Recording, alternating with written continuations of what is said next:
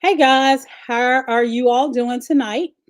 I wanted to come live so we could have a conversation, and I'm going to give a few seconds for y'all to come on in here. Uh, we're going to talk tonight. I've decided that I'll have some informal chats on Mondays, and it'll be Mondays at 7 o'clock. And what we'll be doing is we will be talking about relevant issues, relevant education. Y'all know that's dear and near to my heart. So tonight, I'll actually have a special guest. She's an advocate. She's my mentor, Miss Jana Stokes. She basically, I reached out to her when I got my very first case. And you know how sometimes you can reach out to people and you ask them for something and they're hesitant to give you information or talk to you totally. She welcomed me with open arms.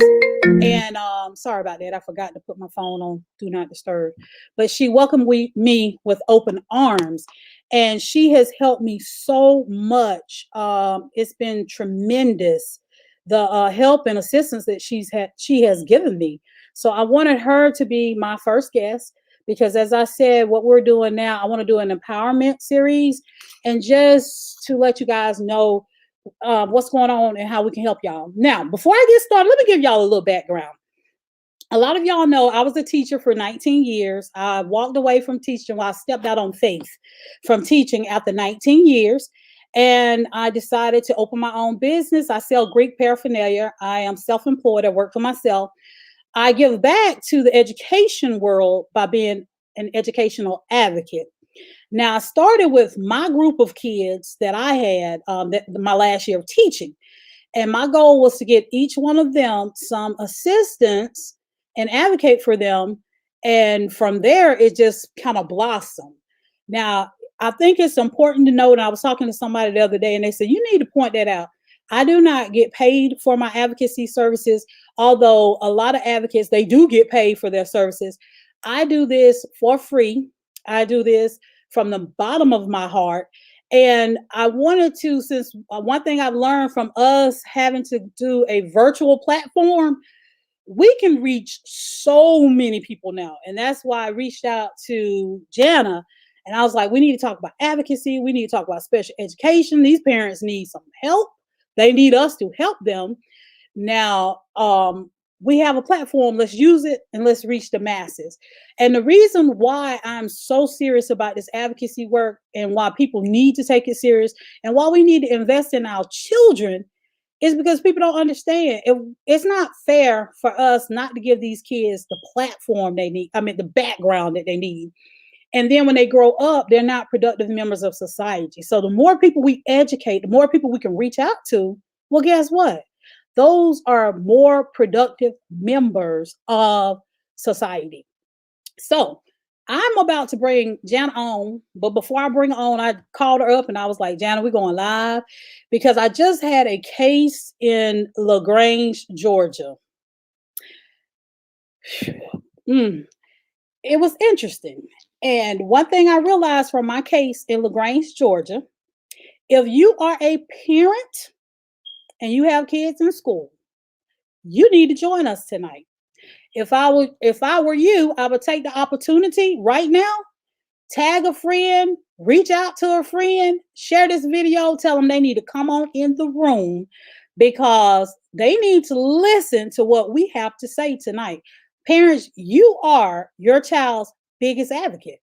But when you need a little assistance, you can reach out to somebody like me, like myself, or like Jana, and we can help you a little bit more. I'm gonna bring her on real quick because you know I will talk, talk, talk, talk, talk. Hello, hey Jana. Hello, how are you? How are you doing tonight? I'm well. Well, I want to first thank you for coming on with me so we can talk to parents and let them know a little bit about advocacy work.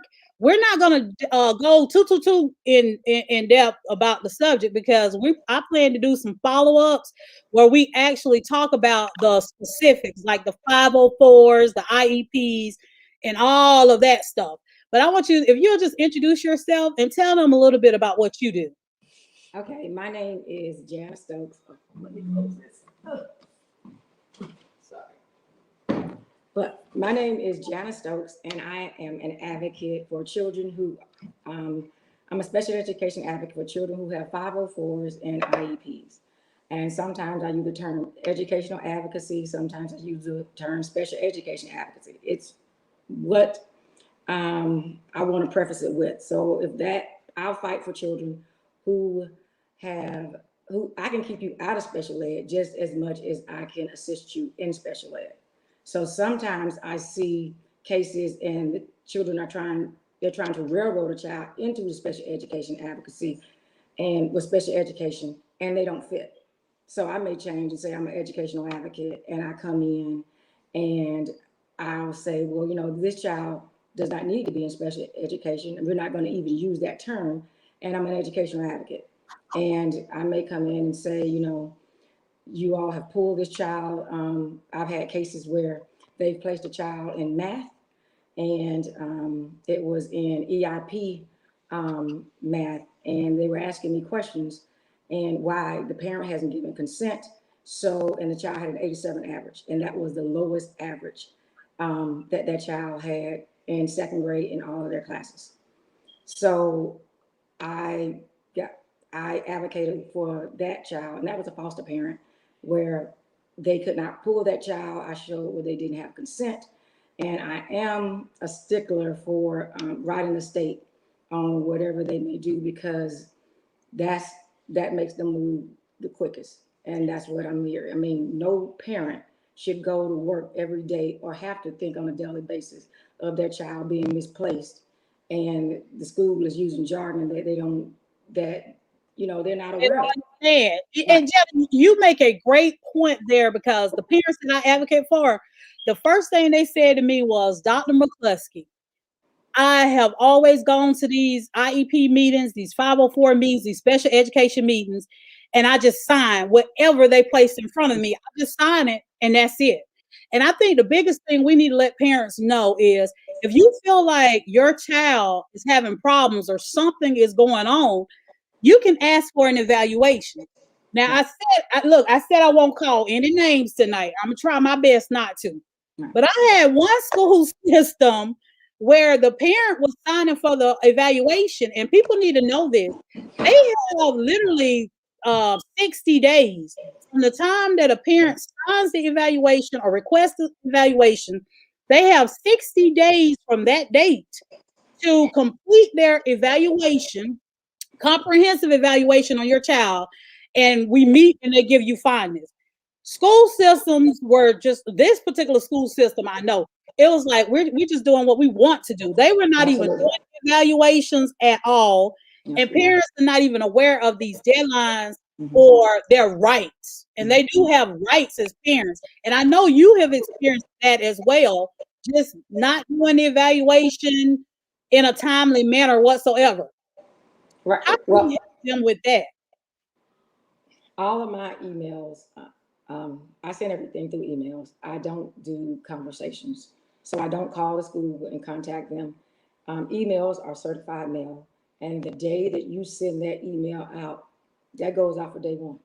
So I send my emails out. Now, I've had cases where I've asked, for an evaluation, and I noticed that I just revamped all my IEPs, and some people will say, I realized that when I get in that room, the child is just going, he or she is going to receive more than what. I've never been in a case where the child received everything that they have. They try and cut corners, try and Oh, save money. And so all of mine, when I day one, I write my letters. And on my letters, it says, I would like to amend the IEP. Because there's no need for me to say that. So that just cuts out, because the parents, but about time they get to me. They're upset, they're frustrated and and angry. So I just say from day one, we're going to amend this IEP.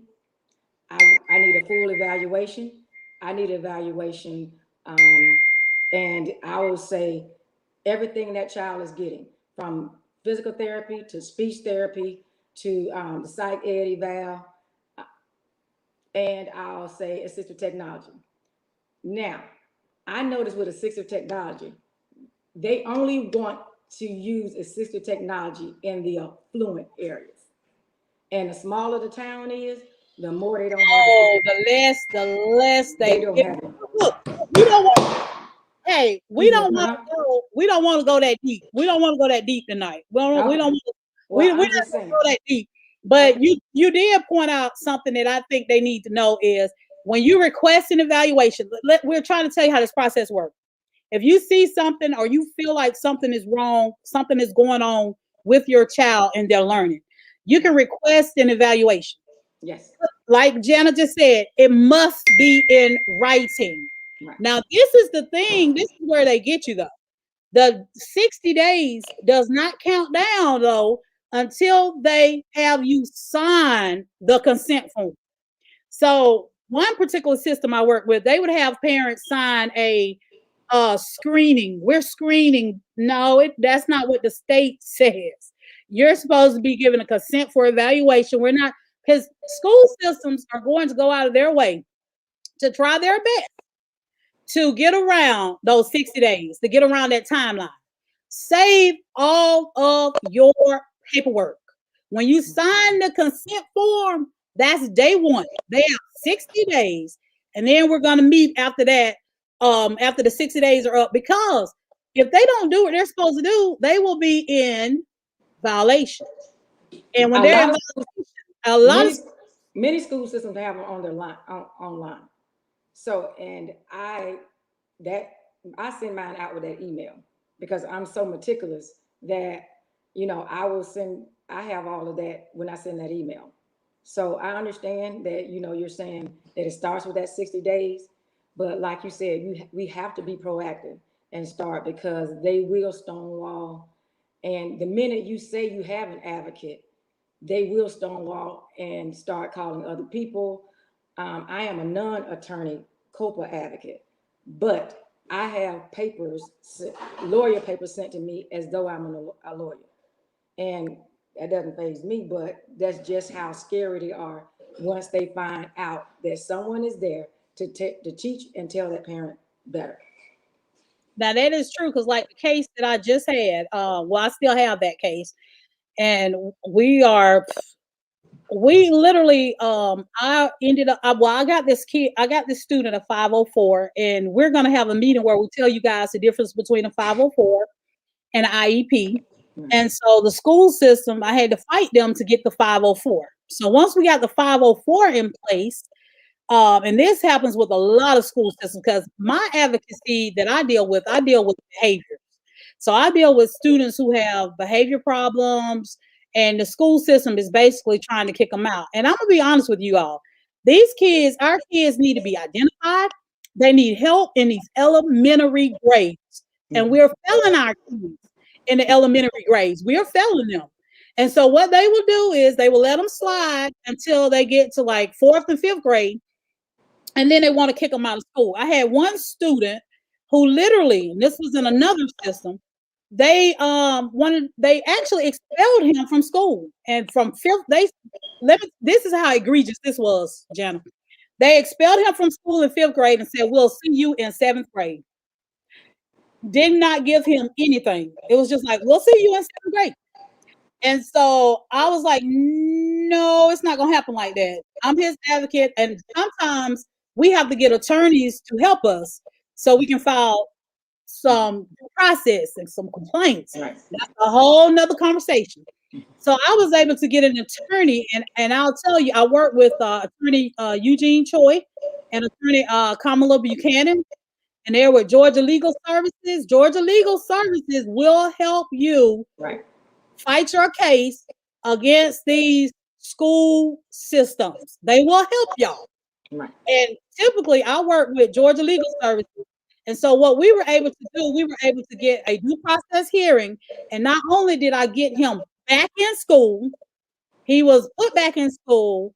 We actually got him an assistant to work with him, Right. and we got him a full-fledged IEP.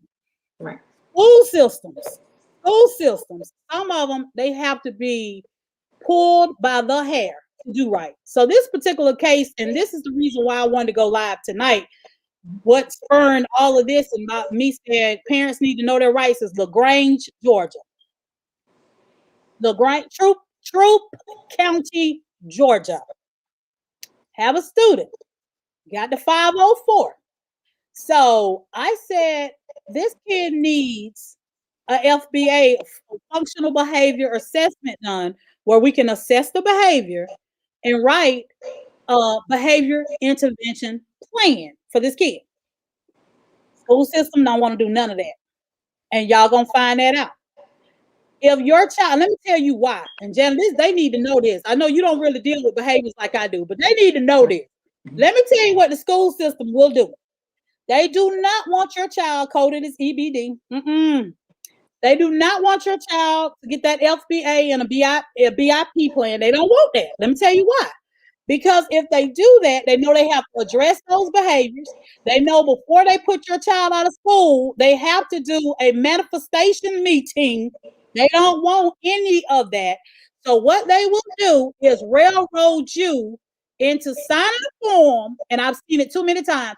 Parents will just sign their kid over to the alternative school. Now, I do deal with behaviors.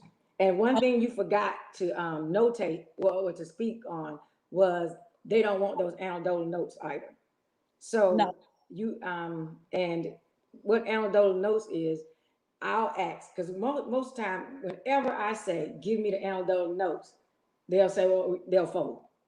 They don't want to give you anecdotal notes because you have to say how many times you've tried these interventions to make that child successful, and show them to the parent and show them to the advocate, attorney, or in courts why you did those strategies. So I have had a case, and the child did not belong in. And this was in Gwinnett County Schools, and I guess I shouldn't be saying, but and the child did not have any infractions on on his reports, and they and so I said, how about time the parent contacted me, he had finished tribunal and everything else. And I told the parent, it was to me, it was like he let Gwinnett County Schools tie the knot. And I had informed him and all parents, you need to call us because it's more work to prove to them that they're wrong. They do not like to be told that they're wrong, and I call it, and they do not like holding a mirror to their face. They don't want to hear it. Like, am I really this bad? They don't want to hear that. So I went, and I went to this school in Gwinnett County Schools. And this is, and I guess I shouldn't be saying it, but I'm transparent and I can't help who I am. But Gwinnett County Schools, according to documentation, what do we just take? Well, anyway, they are 24% African American. But if you look at all four Give centers, they are 88% African Americans. Is that an alternative school? Right. The Give centers are the four alternative schools that Gwinnett County School has. So the system is 24% African American, but all of your alternative students are pretty much African American. That's everywhere. That's everywhere. Oh, I know. I use the census. So you all can go to the census. This case, I use the census 2015, because I'm not lying. I don't make up stuff just to say. And I use the census. I use whatever it takes to win. And and so when I come to my cases. So I was to meet with them, and I hadn't prepared. Someone said, come and sit in. And as an African American, it is not many advocates. I mean, as an advocate, there's not many African Americans. So we have to come with everything. We have to have all our T's crossed and all our I's dotted. And I just don't like coming into a meeting with no paperwork, because it's very hard to argue what's in black and white. And so I told, the director of this particular Give Center, I said, you all are disciplined over the population. Oh, no, I don't like what you're saying. I said, it's not what I'm saying. It's like, it's here. I said, this child has no infractions. Both of his parents are dentists.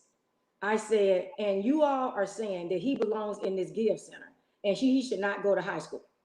And so they had it where he was going to miss the entire semester of the first year of high school. And it was because someone jumped on his back.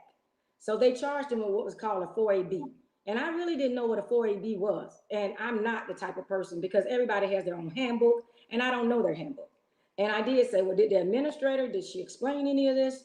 You know, and I said to the dad who's a dentist. So what I'm trying to say is, no matter how educated you are, you still need somebody to speak for you. And he needed someone to speak for him. And he said, I don't even know what that is. I said, well, this is when they're saying that he injured a teacher, but he didn't injure her intentionally. So I said, well, what else did he do? How can you all just jump and put him in alternative school? And he said, now he was in 8th grade. In 5th grade, he talked back to the sub. You have anything else? No. So that's all y'all have. No ISS, in school suspension, no detention. He's never had any of this. No, never.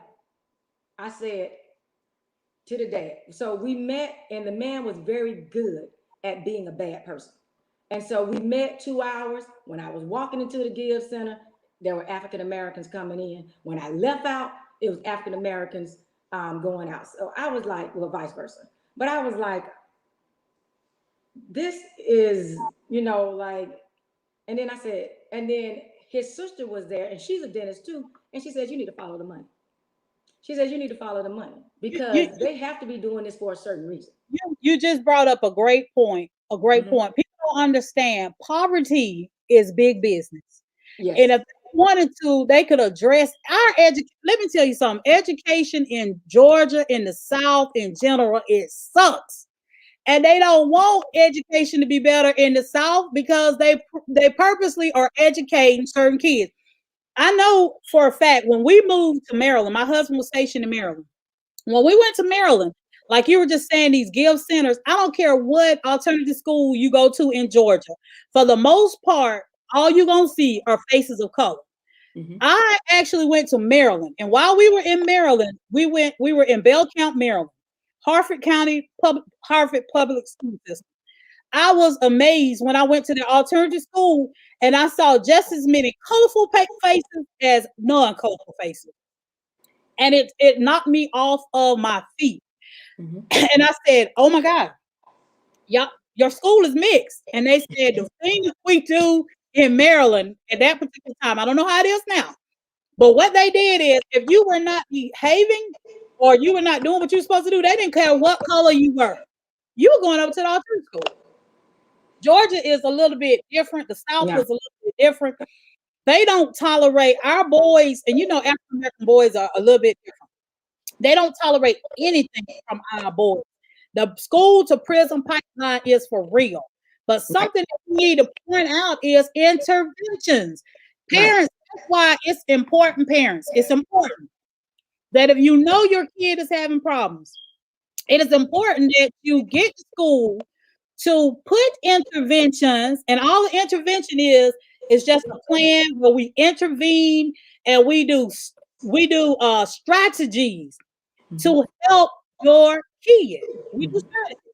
It can be something as simple as, if little Jeremy wants to get upset, we're going to give him 5 minutes to cool down. Right. And that's simple. Right. But when you get a 504 and you get an IEP, the school system, they have to do it. So that's why it's important that we get these things set up, we get these evaluations, and we get the help that we need, so somebody like myself or Jana can come in and advocate for you and for your child, and to let you know what your rights are. But what we plan to do over this next couple of months, we're going to teach you your rights. We're going to teach you the different plans, and we're going to help you guys put a voice. We're going to use our platform to put a voice so we can put some of these systems on blast. And I'll be honest with y'all, I'm pro-teacher. I really am pro-teacher. Right. I taught for 19 years. I'm pro-teacher. Right. But what I was a teacher. Will always be is pro-child.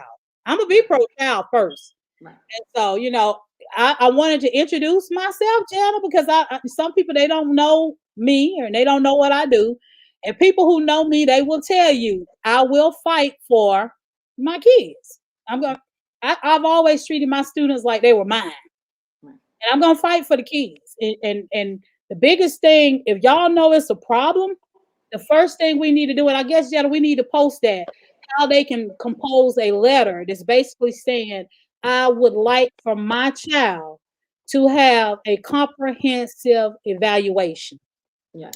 If your child has been suspended from school multiple times, ask for an evaluation. Right. If your child is not on grade level, ask for a comprehensive evaluation. Now, Right. the school systems, they don't like to do them comprehensive, do they, Jen? Right. No, they do not.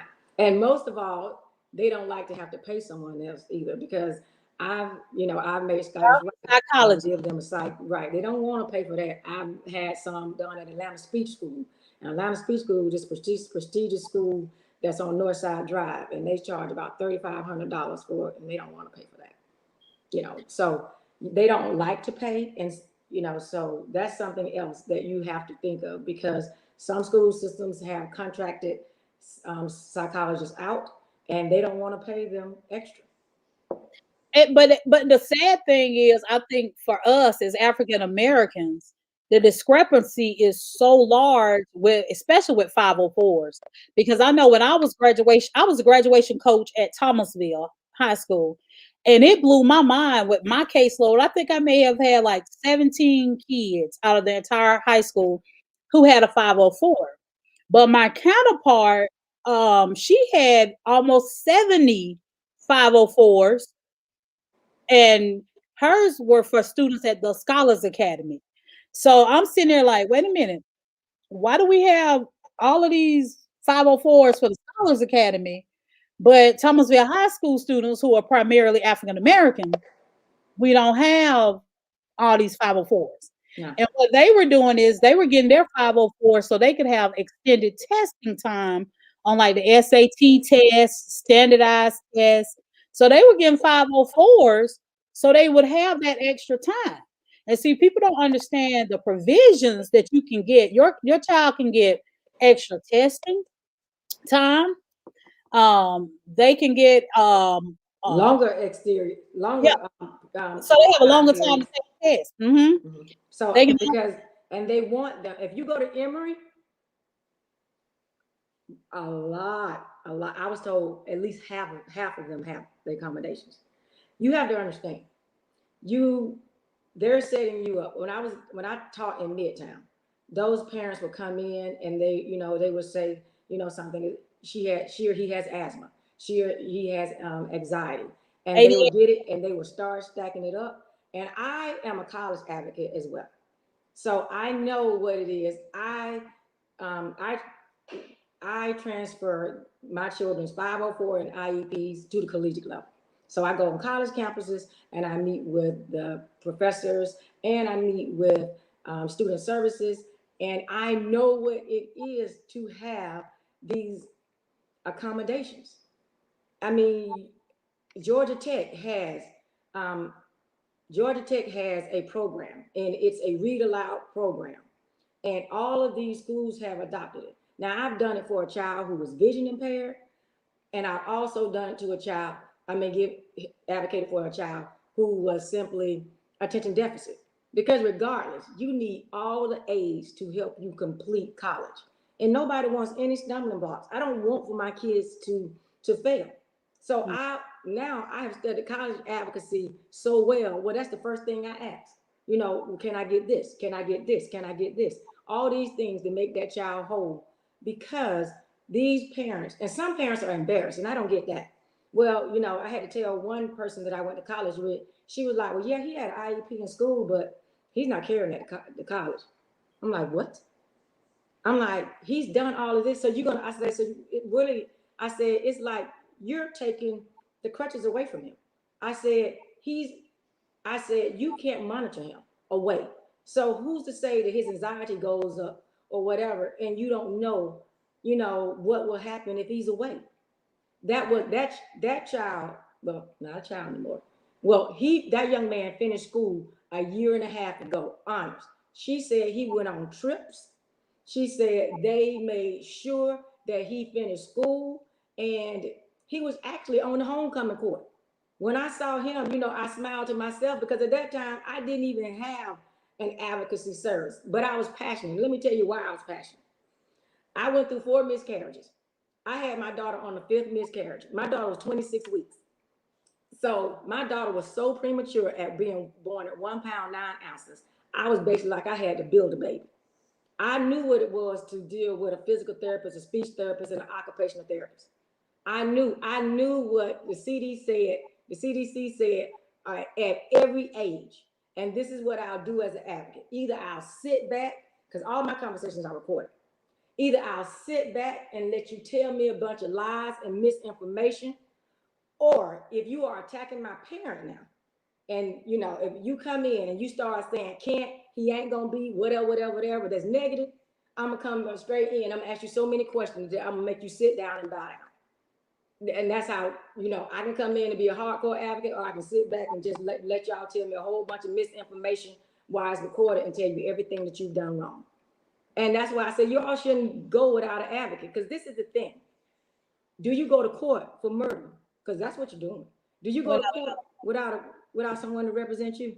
Well, why would you go in and let someone use a whole bunch of acronyms, which is those 3-letter words? They call it alphabet soup. You all use a whole lot of terminology, and you already know what they're saying. Mm-mm. And then I sit up there and they have these conversations, and I call it slowing down the meeting.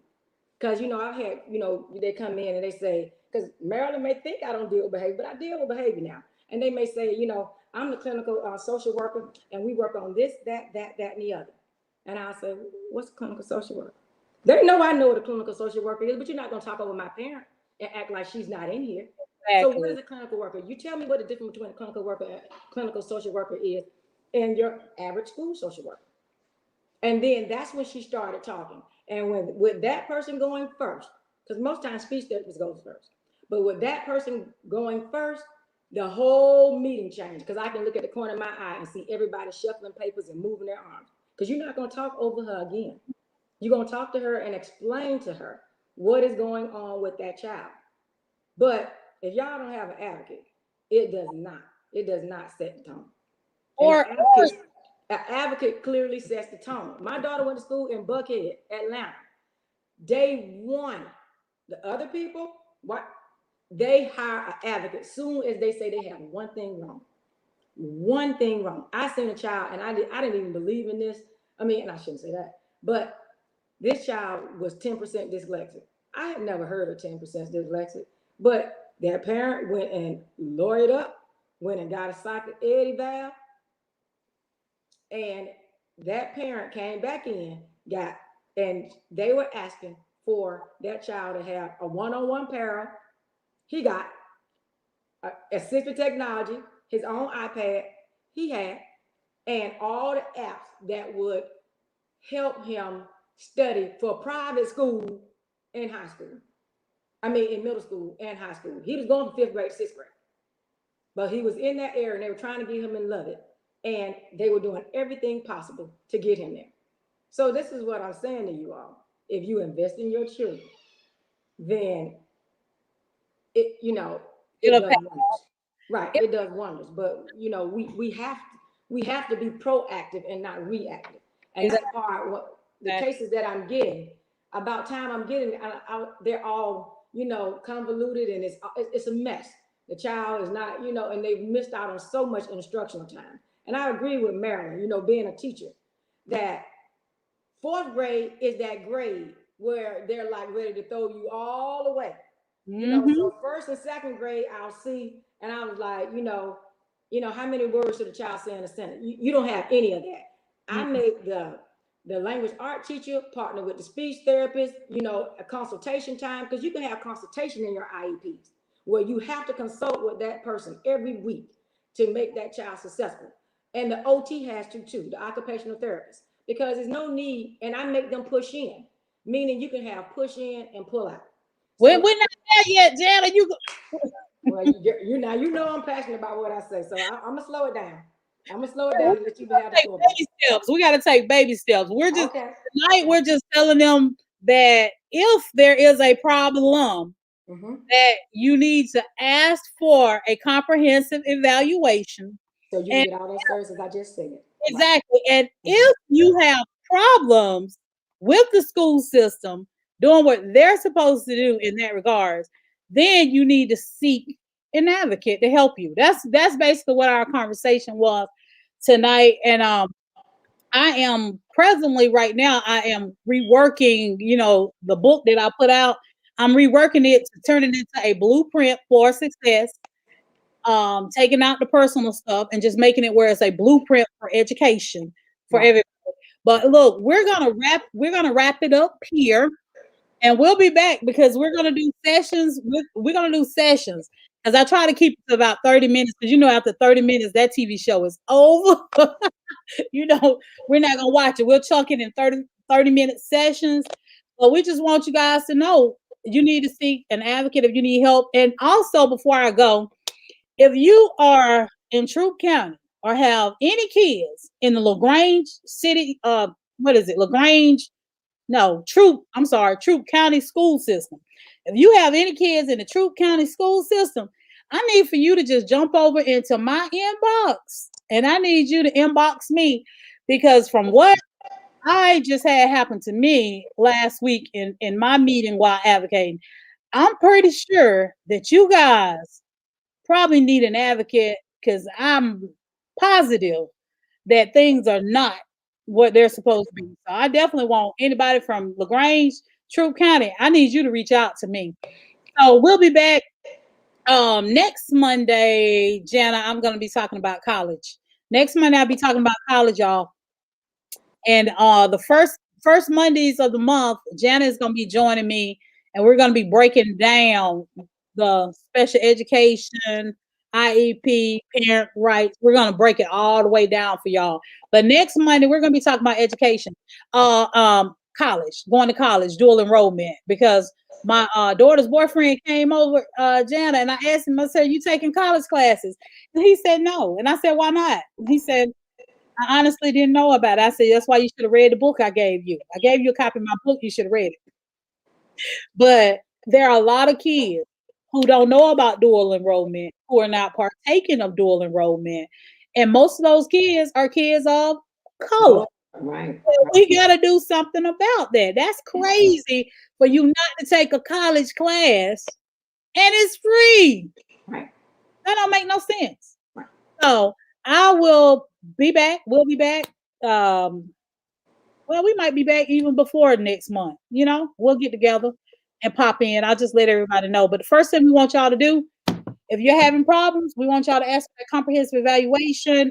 Jen, I'm gonna try to get a sample letter so I can put it in the link so they Okay. can use it to ask for a comprehensive evaluation. Is there anything you want to say before we go? Yes, I have a learning disabilities awareness group, and for the parents that may have questions or educators that may want to post, Marilyn will put that in the group Yeah, too. we'll talk to you.